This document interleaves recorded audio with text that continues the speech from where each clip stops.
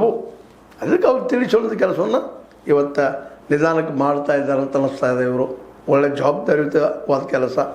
ಮಾತಾಡೋದು ಭಾಳ ಸುಲಭ, ಅಡ್ಡಾಡಿ ಮಾಡುವಂಥದ್ದು, ಭೇಟಿ ಆಗುವಂಥದ್ದು, ಜಾಗೃತಿ ಮಾಡುವಂಥದ್ದು, ಜನ ತಿಳಿ ಹೇಳುವಂಥದ್ದು, ಇದು ಭಾಳ ಕಷ್ಟದ ಕೆಲಸ. ಈಗಾಗಲೇ ಕಷ್ಟದ ಕೆಲಸವನ್ನು ಇವರಿಬ್ಬರು ಎದ್ಕೊಂಡಿದ್ದಾರೆ. ಅದ್ರ ಜೊತೆಗೆ ಇನ್ನೂ ಅನೇಕ ರೈತರಿದ್ದಾರೆ. ಎಲ್ಲರೂ ಎಚ್ಚರಗೊಳಿಸ್ರಿ. ಒಂದು ದೀಪ ಇನ್ನೊಂದು ದೀಪ ಹತ್ತಿರ ಅನ್ನುವಂಥದ್ದು. ಅದಕ್ಕಾಗಿ ಇಬ್ಬರು ನಾಯಕರಾಗಿ ಬೆಳೀತಾ ಇದ್ದಾರೆ. ನಮ್ಮ ಮಂಜೂರು ಸ್ವಾಮಿ ಆಯಿತು, ಬಾಬಾಗೌಡರು ಆಯಿತು, ಆ ರೀತಿ ಬೆಳೀತಾ ಇದ್ದಾರೆ. ಅದು ಅವ್ರದ್ದು ಕನಸಿದ್ದು ಬಾಬಾಗೌಡರು. ಇಲ್ಲ ಏನಪ್ಪ ಅಂದ್ರೆ ರಾಜಕೀಯದಲ್ಲಿ ಪ್ರಾಮಾಣಿಕರು ಬರಬೇಕು, ಪ್ರಾಮಾಣಿಕತೆ ಬೇಕು ಅನ್ನೋದು.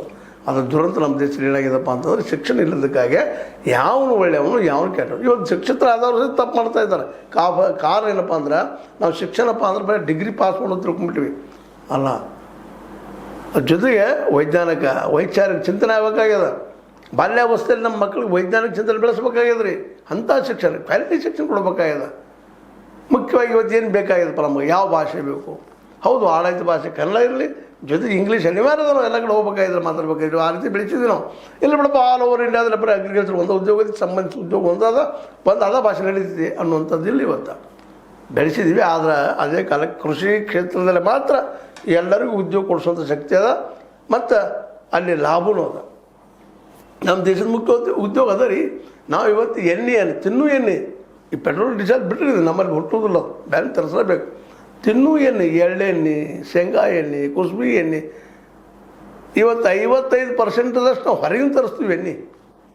ಬರೀ 45%. ಕಬ್ಬು ಯಾಕೆ ಬೆಳೆದ್ರಿ ಈ ಪ್ರಮಾಣದಾಗ? ಕಬ್ಬು ಲಾಭ ಇಲ್ಲ. ಕಬ್ಬು ಎದಕ್ಕೆ ಬರ್ತದೆ ಉಪಯೋಗ? ಸಾರಾಯಿಗೆ. ಸರಿಯಾಗಿ ಯಾರಿಗೆ ಮಾರ್ತಾರೆ ಅವರು? ನಮ್ಮ ರೈತರಿಗೇನ.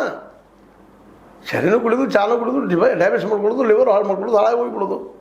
ಇದರ ವಿರುದ್ಧನೂ ಇವತ್ತು ಜನಜಾಗೃತಿ ಮಾಡುವಂಥ ಕೆಲಸವನ್ನು ಈ ಇಬ್ಬರು ಯುವಕರು ಮಾಡಬೇಕಾಗ್ಯದ.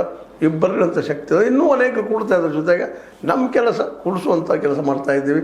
ಸಾಧ್ಯಷ್ಟು ಮಟ್ಟಿಗೆ ಎಲ್ಲರೂ ಒಂದಾದ್ರೆ ಈ ಏನೊಂದು ವ್ಯವಸ್ಥೆ ಅದಲ್ಲ, ಇವತ್ತು ಕಾಕ್ರೋಚ್ ಇವತ್ತು ಎದ್ದದ ಕಾಕ್ರೋಚ್ ಜನತಾ ಪಾರ್ಟಿ. ಇದು ಯಾರು? ಎಲ್ಲ ನಮ್ಮಲ್ಲಿ ಯುವಕರು ರೀ, ಉದ್ಯೋಗ ಇಲ್ದವರು. ಅವ್ರ ಪಾಪ ಇವತ್ತೊಬ್ಬ CJI ಅವರು, ಈ ದೇಶದ ಅತ್ಯಂತ ಹೈಯೆಸ್ಟ್ ಪೋಸ್ಟಲ್ಲಿದ್ದಂಥ ಈ ದೇಶದ ಒಂದು ಅಭ್ಯಾಸ ಮಾಡಿದಂಥ ವ್ಯಕ್ತಿ.